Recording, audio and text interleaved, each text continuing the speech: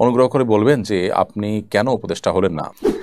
এরপর প্রশ্ন হলো, আপনি ডক্টর আহমদ খালেদ হোসেন সাহেবকে কেন সরকারে দিলেন? আপনার মতে উনি কেমন তার সম্পর্কে আমাদের কিছু বলুন, যাতে তার বিষয়ে কিছু জানতে পারি। সরকারি সম্পদ তো এক অর্থে জনগণের সম্পদ, সেই হিসাবে কোনো সরকারি সম্পদ নিজের ঘরে এনে রাখা যাবে কিনা। এরপর প্রশ্ন হলো, আমি একজন প্রবাসী, আমি দীর্ঘ 7 বছর যাবত প্রবাসে আছি। রেমিটেন্স সম্পর্কে আমি আপনার আলোচনা আগেও শুনেছি যে হুন্ডিতে টাকা পাঠানো হারাম। প্রশ্ন নিরুপায় হলে এই বিধান কি প্রযোজ্য হবে? চলুন আমরা তাহলে আপনাদের করা প্রশ্নগুলোর উত্তরে প্রবেশ করতে চাই। অনুগ্রহ করে বলবেন যে আপনি কেন উপদেষ্টা হলেন না। দেখুন, এই বিষয়টা নিয়ে সোশ্যাল মিডিয়াতে যেভাবে আলোচনা চলছে, আমি অনেকটাই বিব্রত। বিশেষ করে অনেকে লেখালেখি করছেন, অনেকগুলো মিডিয়াতে উঠে এসেছে। বিষয়টাকে অনেকে যেভাবে চিত্রায়িত করছেন, আসলে এরকম না। আমি একটু খোলাসা করি। আমাকে শিক্ষার্থীদের তরফ থেকে একজন ফোন দিয়ে বললেন যে অনেকে আপনাকে উপদেষ্টা করার ব্যাপারে মতামত দিচ্ছেন, আপনি কি বলছেন, আপনার মতামত কি। আমি তখন পরিষ্কার জানিয়েছি, দেখেন, আমি এটার জন্য নিজেকে উপযুক্ত মনে করি না, এর চাইতে অনেক উপযুক্ত মানুষ আছেন আলহামদুলিল্লাহ। তখন আমি কয়েকটা নাম প্রস্তাব করি। এর মধ্য থেকে তারা বিভিন্ন ক্রাইটেরিয়া বলেন, সেই ক্রাইটেরিয়ার আলোকে ডক্টর আহমদ খালেদ হোসেনের নাম বলি। তখন তারা ওনার নাম্বার চান, আমি নাম্বার দিই, এবং পরবর্তীতে ওনার ব্যাপারে দেশের বড় বড় ইসলামিক দলগুলো, বড় বড় নেতৃবৃন্দের সাথে আলাপ হয়েছে। তাদের সবার পক্ষ থেকে পজিটিভ রিপ্লাই পেয়েছে। পরবর্তীতে তিনি নির্বাচিত হয়েছেন আলহামদুলিল্লাহ। তো আমাকে এখানে চূড়ান্ত করে ফেলেছেন তারা, তারপর আমি ডিনাই করে ফেলেছি। আমি এত মহানুভব মানুষ বা এত মহান মানুষ আসলে না। পদের বা দুনিয়ার মোহ অন্য 10 জনের মতো আমার মধ্যেও আছে। আমাকে যেভাবে আপনারা অনেকে মহান করে দেখাচ্ছেন, এটা আপনাদের মহানুভবতা বা আপনাদের সুধারণা ছাড়া কিছুই নয়। কোনো কোনো ক্ষেত্রে এটি কিন্তু বাড়াবাড়ি বা অতিরঞ্জনের পর্যায়ে চলে গেছে। আমি নিজে আসলে কিছুটা বিব্রত। বিষয়টি আসলে জানাজানিই হতো না, কিন্তু আলেমদের একটা ফোরামে এটা নিয়ে পরামর্শ হয়েছে। সেখান থেকে আসলে কেউ কেউ সোশ্যাল মিডিয়াতে লিখেছেন, সেখানে থাকা আলেমদের কেউ কেউ। আবার এটা যখন আমার সাথে ফোন আলাপ হয়, তখন সামনে কয়েকজন ভাই ছিলেন, এখান থেকেও জানাজানি হয়েছে।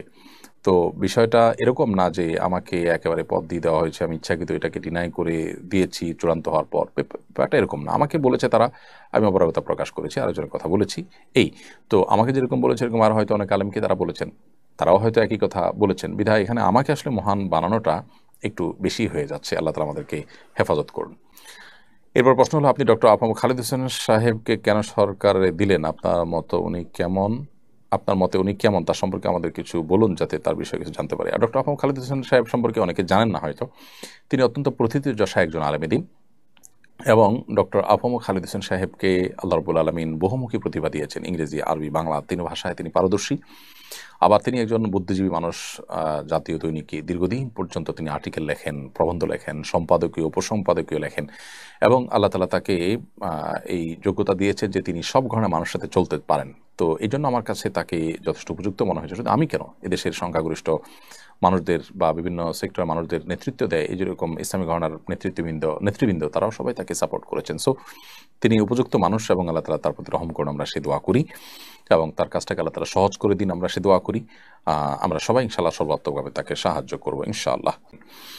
সরকারি সম্পদ তো এক অর্থে জনগণের সম্পদ, সেই হিসাবে কোনো সরকারি সম্পদ নিজের ঘরে এনে রাখা যাবে কিনা।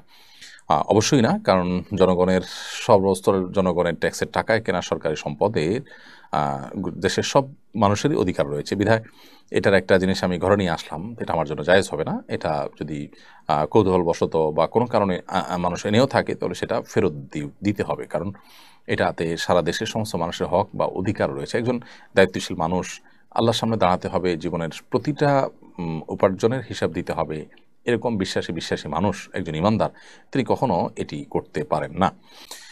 এরপর প্রশ্ন হলো, আমি একজন প্রবাসী, আমি দীর্ঘ 7 বছর যাবত প্রবাসে আছি। রেমিটেন্স সম্পর্কে আমি আপনার আলোচনা আগেও শুনেছি যে হুন্ডিতে টাকা পাঠানো হারাম। প্রশ্ন নিরুপায় হলে এই বিধান কি প্রযোজ্য হবে? দেখুন, হুন্ডিতে টাকা পাঠানো হারাম এটা আমরা বলিনি। হুন্ডিতে টাকা পাঠানোকে মাকরুহ বলেছি আমরা, এবং দারুল দেওবন্দ সহ পৃথিবীর বড় বড় আপনার শিক্ষা প্রতিষ্ঠান থেকে, বড় বড় প্রতিষ্ঠান থেকে এই ফতোয়াই দেওয়া হয়েছে, এবং সব ওলামা কেরাম প্রায় একমত যে অবৈধ পথে টাকা পাঠানো, অর্থাৎ ব্যাংকিং চ্যানেলের বাইরে হুন্ডির মাধ্যমে টাকা পাঠানো মাকরু, কারণ এর মাধ্যমে অসৎ কাজে সহযোগিতা করা হয়। যারা চোরাচারি করেন, ঘুষ খান, তারা ঘুষের টাকাটা এইভাবে লেনদেন করেন, তাদের হেল্প হয়, এবং আরও নানা কারণে এটি মাকরু।